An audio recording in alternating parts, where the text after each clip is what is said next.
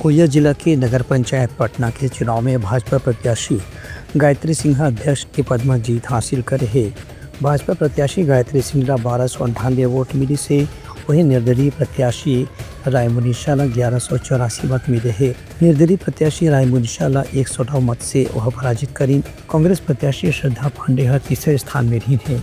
महकमाई जीत के बाद भाजपा प्रत्याशी गायत्री सिंह कहन कि वह अपन क्षेत्र के लोगन के समस्या के समाधान के संगे संग क्षेत्र के विकास पर लगातार काम करत रही।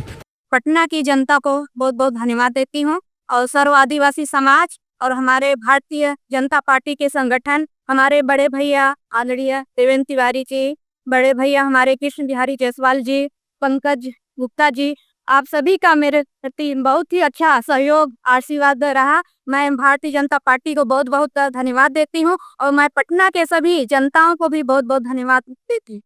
ब्यूरो रिपोर्ट, उतलंघा न्यूज़।